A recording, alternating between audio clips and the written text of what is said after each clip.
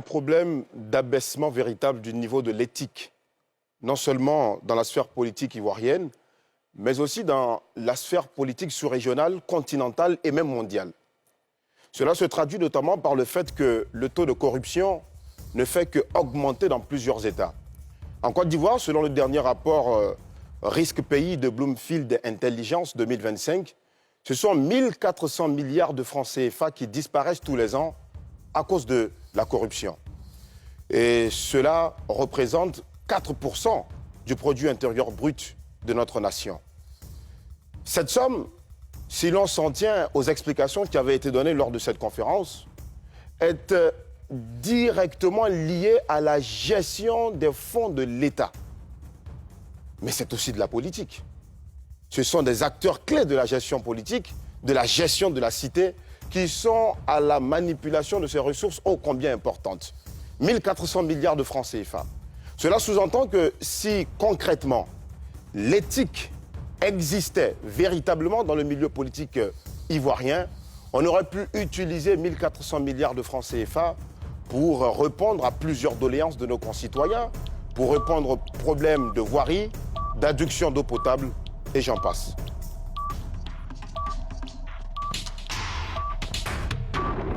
Le problème, en fait, vous n'avez pas bien compris le sujet. Le sujet, c'est est-ce que l'éthique est toujours possible en politique?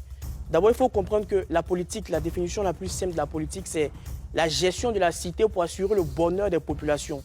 Donc, dans notre processus de gérer la cité, on gère la cité à plusieurs étapes. Le premier niveau de socialisation des personnes vis-à-vis desquelles on déroule des programmes et des projets pour les satisfaire commence dans la cellule familiale. Dans la cellule familiale, l'éducation est faite en fonction de nos croyances culturelles et culturelles. Donc lorsqu'on vit dans une république, l'éthique ne peut pas être toujours appliquée en politique parce qu'il y a souvent des impératifs d'ordre opérationnel qui font qu'on est obligé d'outrepasser l'éthique pour pouvoir arriver à un développement général. Un exemple très simple. L'éthique, c'est la science de la morale. La morale, c'est ce qui nous permet de différencier le bien du mal. On n'a pas la même perception du bien et du mal automatiquement. On ne peut pas rester constant vis-à-vis d'une application éthique globale. Même dans les programmes politiques, c'est impossible. Vous faites deux graves erreurs. Déjà, la thématique du duel, c'est l'éthique a-t-elle sa place en politique? Et de ce qui ressort des définitions que vous donnez, je peux vous inscrire en faux. Parce que la morale distingue ce qui est bien et ce qui est mal. L'éthique, quant à elle, distingue ce qui est bon de ce qui est mauvais. La morale est absolue. Je peux même dire que la morale est universelle, alors que l'éthique dépend de l'individu en présence, dépend des conditions, des circonstances du moment. Et donc, en partant sur cette base définitionnelle, moi je pourrais dire clairement que nous avons encore et toujours, et nous aurons indéfiniment besoin d'éthique dans la sphère politique ivoirienne. En 2011, précisément le 9 août 2011, alors qu'il y a 3 mois, il venait de prêter serment, le président Alassane Ouattara organise un séminaire au palais de la présidence de la République. Son premier ministre, Guillaume Kibafori Soro, et tous les ministres défilent pour prêter serment. Ce que vous ne comprenez pas, c'est que le bien, c'est le bon, le mal, c'est le mauvais. L'éthique et la morale sont comme une pièce, mais c'est double face. Ce sont des faces qui sont différentes. En fait, le problème ici, c'est qu'on n'est pas en train de condamner l'intention de l'éthique, mais on est en train de dire que c'est impossible d'appliquer une éthique globale en politique. Pourquoi? Par exemple, considérer une disposition légale qui dit que la polygamie est interdite en Côte d'Ivoire, ou bien considérer une disposition légale qui dit que la consommation de l'alcool est interdite en Côte d'Ivoire. Pourtant, on vit sur 322 462 km² où on a des régions, des religions et des cultures différentes. Donc, vouloir appliquer l'éthique, qui est le bien, qui est de s'éloigner de l'alcool, va biaiser une partie des citoyens. Donc, on ne peut pas appliquer une éthique parfaite dans tout le sens du thème. Le même président Alassane Ouattara que vous mentionnez a dit qu'il ne sera pas candidat pour un autre mandat. Il est revenu sur sa parole pour dire que la peur du devoir peut transcender la parole d'un de bonne foi. Est-ce une évolution de la chose ou bien le président Alassane Ouattara est dépourvu d'éthique? Violente question, comme dirait Nguès, mais à la vérité, je maintiens ma position pour dire qu'il nous faut de l'éthique en politique. Pourquoi?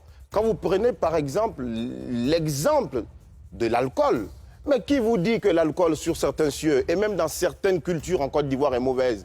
Blaise Pascal disait que vérité en deçà des Pyrénées, erreur au-delà. Et c'est pourquoi justement il faut de l'éthique en politique pour essayer d'assembler tout ce qui est sensibilité des communautés et même des religions et des ethnies pour nous permettre de nous transcender avec des valeurs morales qui nous permettraient, des valeurs morales et éthiques, qui nous permettraient au final d'agir selon le bon sens. Moi, je maintiens ma position en disant que le président Ouattara n'était pas obligé d'organiser un séminaire.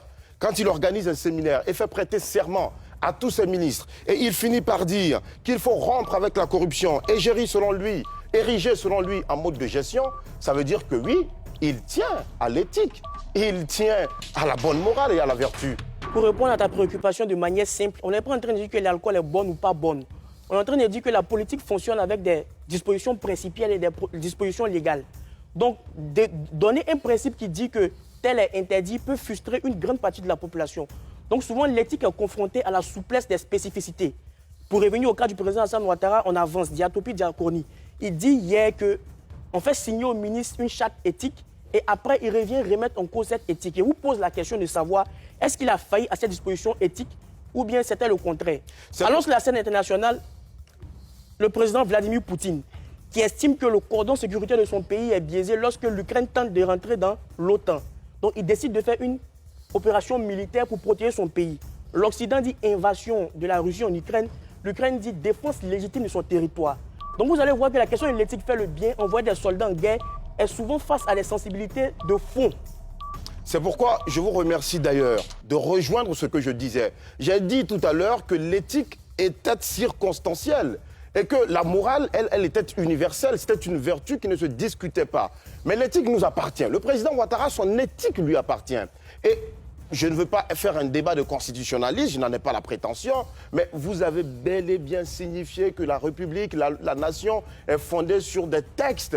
Les textes, le débat s'est posé et le débat va continuer de se poser. Ce que moi je dis et qui est vrai, c'est que l'éthique du président Alassane Ouattara lui appartient totalement. Dire qu'il n'y a pas d'éthique, qu'il ne faut plus d'éthique dans la sphère politique, c'est créer un monde de chien-lit total où c'est la raison du plus fort qui va s'ériger, comme le dirait Jean-Jacques Rousseau, en maître absolu et nous ne pourrons plus nous en sortir. Machiavel lui-même, qui pose les bases de la politique moderne, il dit dans Le Prince, mais Machiavel n'est pas machiavélique. Cela veut dire tout simplement que l'homme politique, dans la sphère politique, doit intégrer une dose de morale. Vous ne pouvez jamais dissocier l'éthique de la morale, parce que la langue française que nous parlons aujourd'hui n'est pas notre langue maternelle. D'après les référentiels littéraires, l'éthique c'est la science de la morale. La morale nous permet de distinguer le bien du mal. Donc qui dit éthique dit morale. Vous ne pouvez pas renfermer ça dans une concavité isolée pour prétendre dire que ça c'est une spécificité et ça c'est une généralité. Par exemple, vous-même, ça fait par exemple combien de mois vous roulez sans assurance? Lorsque la police vous arrête, vous bravez votre carte de journaliste pour partir accomplir une tâche qui est plus supérieure que la violation d'une règle éthique. Donc, vous vous érigez au-dessus de ce qui est éthique, ce qui est moral, ce qui est bien, pour venir servir une information de qualité chaque soir ici à NCI. De cette même manière, l'éthique est difficilement applicable en politique parce que c'est un concept subjectif. Qui dit subjectif d'une multiplicité de concepts et des définitions. Donc, l'éthique d'hier peut être aujourd'hui la violence et demain, l'éthique n'est plus la violence. Elle évolue, elle est dynamique en fonction des circonstances temporo-spatiales. Je m'étonne du fait que vous ne comprenez pas très bien lorsque l'on vous parle. La définition exacte même de l'éthique, je vous l'ai donnée. En ce qui revient à mon cas personnel, et je vous l'ai dit, peut-être que vous l'avez mal compris, il ne s'agissait pas de moi, Alassane Parguène Rabo. Il s'agissait tout simplement du véhicule dans lequel j'étais ce jour-là, lorsque nous étions ensemble.